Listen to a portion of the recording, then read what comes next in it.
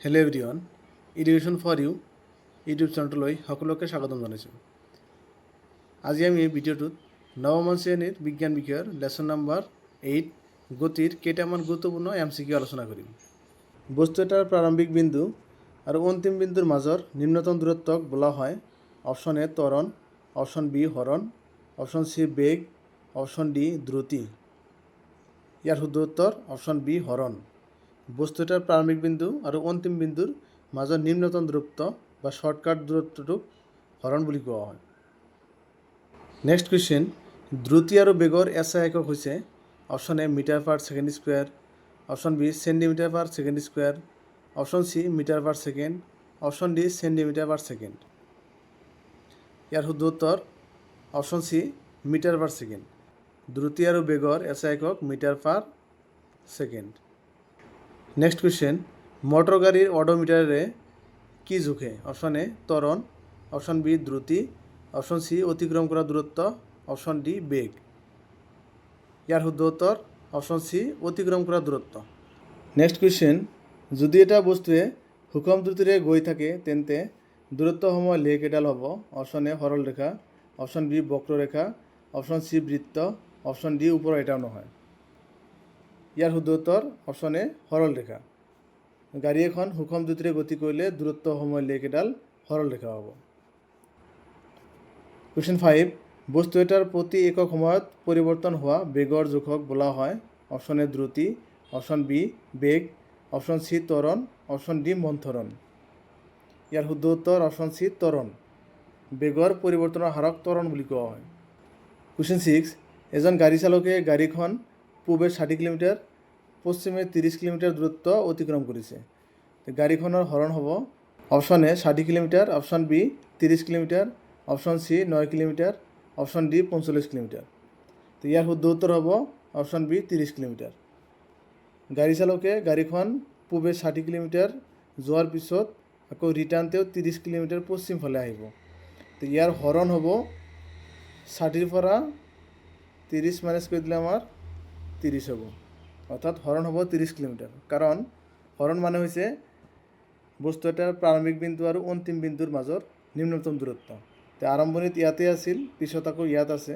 এইখিনিৰ শ্বৰ্টকাট যিটো দূৰত্ব সেইটো হৈছে আমাৰ হৰণ।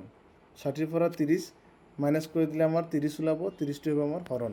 কুৱেশ্যন 7, 60 কিলোমিটাৰ পাৰ ঘণ্টা দ্ৰুতিৰে গতি কৰা গাড়ী এখনে 30 মিনিটত অতিক্ৰম কৰা দূৰত্ব হ'ব option A 20 kilometre, option B 30 kilometre, option C 45 kilometre, option D 15 kilometre.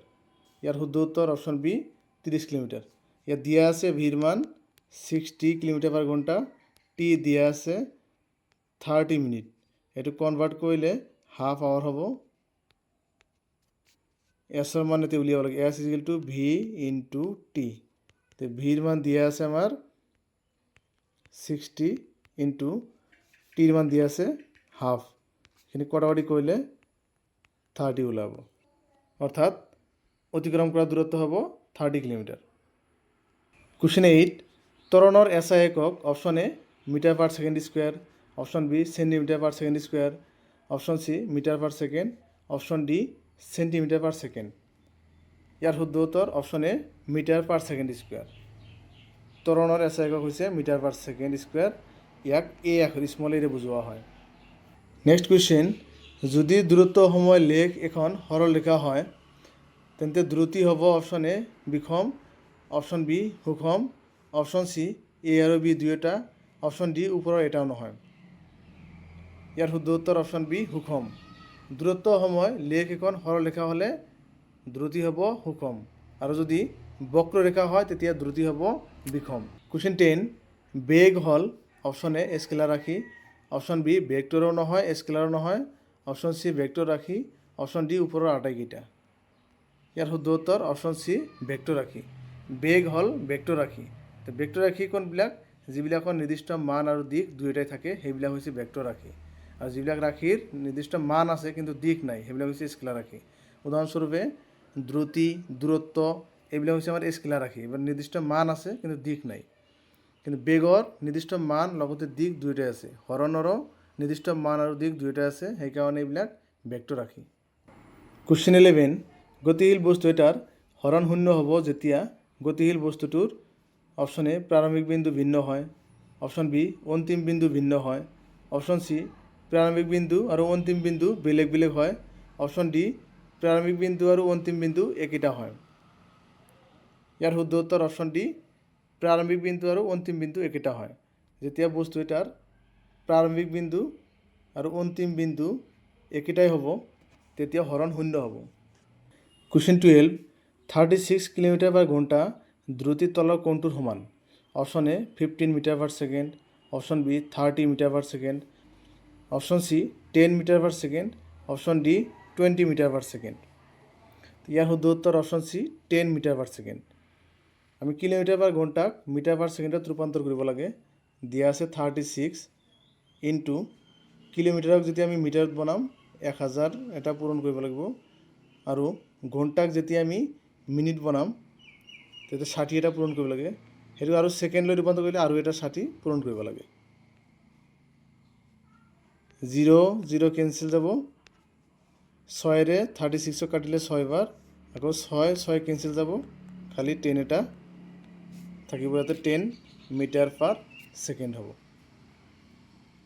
Question 13 তলৰ কোনটো এটা সূক্ষ্ম বৃত্তীয় গতি?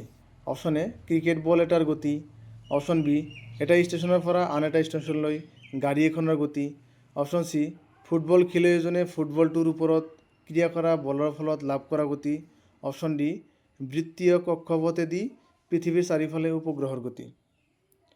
ইয়াৰ শুদ্ধ উত্তৰ অপশ্যন ডি বৃত্তীয় কক্ষপথেদি পৃথিৱীৰ চাৰিওফালে উপগ্ৰহৰ গতিটো হৈছে সূক্ষ্ম বৃত্তীয় গতি। কুৱেশ্যন 14 গতিশীল বস্তু এটাৰ বেগৰ হ্ৰাসৰ হাৰক ডেছ বোলা হয়? অপশ্যন এ ত্বৰণ, অপশ্যন বি দ্ৰুতি, অপশ্যন চি মন্থৰণ, অপশ্যন ডি বেগ। ইয়াৰ শুদ্ধ উত্তৰ অপশ্যন চি মন্থৰণ। নেক্সট কুৱেশ্যন কোনো এটা বস্তুৰ প্ৰতি একক সময়ত হোৱা হৰণৰ পৰিৱৰ্তনক বোলা হয়? অপশ্যন এ মন্থৰণ, অপশ্যন বি দ্ৰুতি, অপশ্যন চি বেগ, অপশ্যন ডি ভৰবেগ। ইয়াৰ শুদ্ধ উত্তৰ অপশ্যন চি বেগ। কোনো এটা বস্তুৰ একক সময়ত হোৱা হৰণৰ পৰিৱৰ্তনক বেগ বুলি কোৱা হয়, বা কোনো এটা গতিশীল বস্তুৰ নিৰ্দিষ্ট দিশৰ দ্ৰুতিক বেগ বুলি কোৱা হয়। থেংক ইউ ফৰ ৱাচিং। এনেকুৱা ভিডিঅ' চাই থাকিবলৈ লাইক, কমেণ্ট আৰু ছাবস্ক্ৰাইব কৰিবলৈ নাপাহৰিব। ধন্যবাদ।